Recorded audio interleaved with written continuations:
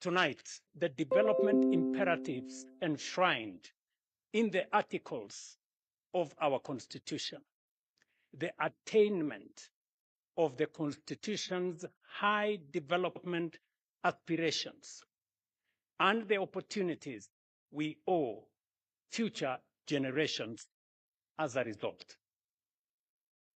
This national conversation must rise above politics, transcend electoral cycles, and unite us around a shared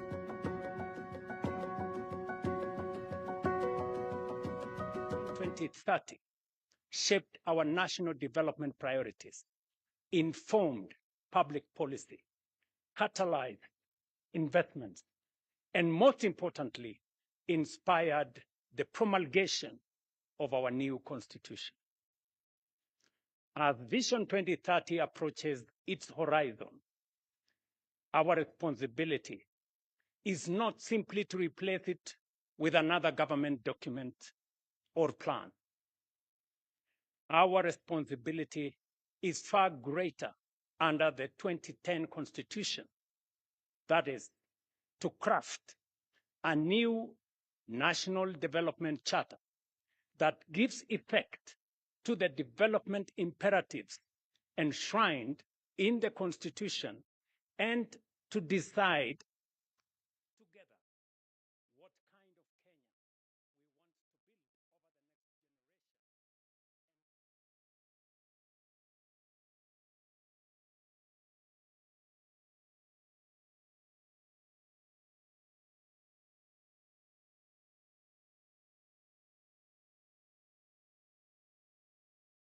build over the next generation. On the journey we have traveled. Since our independence more than 6 decades ago, the world has witnessed 3 great waves of industrialization and economic transformation, and Kenya has stood at the threshold of each one of them. Each wave lifted hundreds of millions of people out of poverty, transformed low-income economies into high-income nations, and created new prosperity.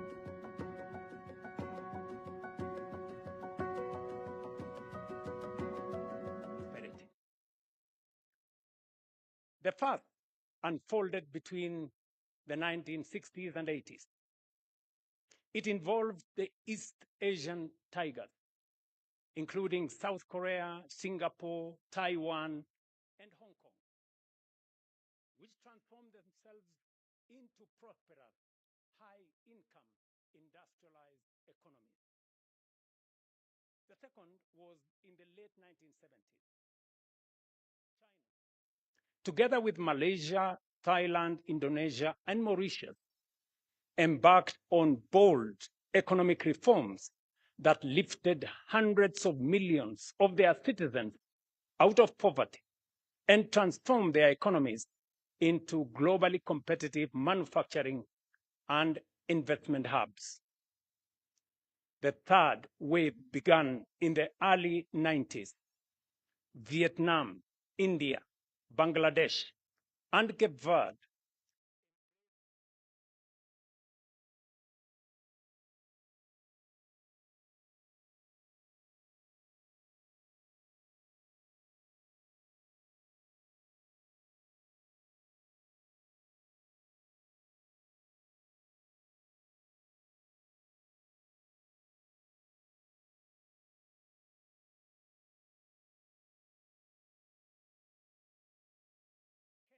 and South Korea each had a GDP per capita of approximately 110 US dollars. Today, South Korea exceeds 36,000 US dollars compared to ours of 2,400 US dollars, a multiple of 15. In 1980, when China began its economic reforms, its GDP per capita stood at approximately 200 US dollars. Kenya's was then 450 US dollars. China overtook us and today has a GDP per capita exceeding 14,000 US dollars, a multiple of 6 compared to ours. When Vietnam embarked on economic reforms in the early 90s, Vietnam's income per person was roughly half ours.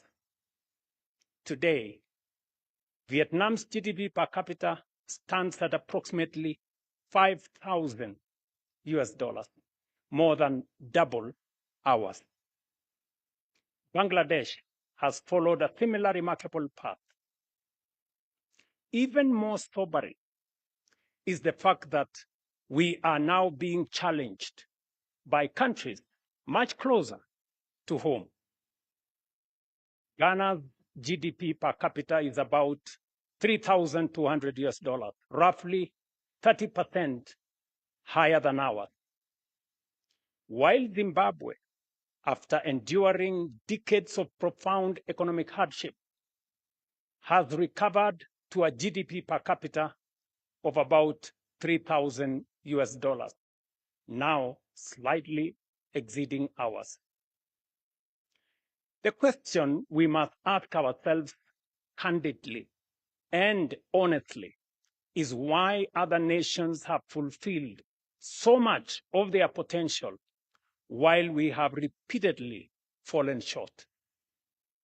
More importantly, what must we now do differently to ensure that the next chapter of Kenya's development story is fundamentally different from the last? Fellow citizens, there is, however, some good news. We can, we must, and we shall together get it right this time round. History rarely announces the arrival of defining moments. Yet there are occasions when the forces shaping the world create opportunities that come perhaps once in a generation. I believe we are on the threshold of one such historic moment. I believe so for 4 compelling reasons. First, 4 years ago, our priority as a nation was not to imagine Kenya's next chapter. It was to survive global economic turbulence, restore stability, rebuild confidence, and place our economy back on a firm foundation. Together, we achieved that. We have restored macroeconomic stability. We have stabilized our currency. We have rebuilt our foreign exchange reserves to over 15 billion US dollars, providing 6.5 months of import cover. Inflation has fallen. Borrowing costs have declined. Investor confidence has returned. Last year, for example, Kenya attracted a record $3.2 billion in foreign direct investment, more than double the amount recorded in 2022. The 2025 IMD World Competitiveness Ranking placed Kenya as the most competitive economy in Africa, reflecting the confidence our reforms have restored. Because we have restored stability, rebuilt investor confidence, and laid a firm foundation for our economy, now is the perfect opportunity for Kenya to begin shaping the next phase of our national development. That is why In my State of the Nation address last year, I challenged us to begin thinking beyond the immediate demands of today and to start imagining a futuristic roadmap for our nation. That was not simply a call to dream.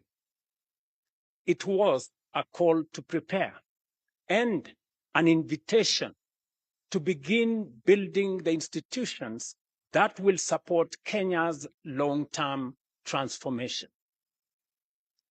That journey has already begun. We have already established the National Infrastructure Fund to ensure the investments essential for Kenya's transformation are financed sustainably. It is also why we have established the Sovereign Wealth Fund to preserve and invest the wealth of our nation so that today's prosperity becomes tomorrow's opportunity.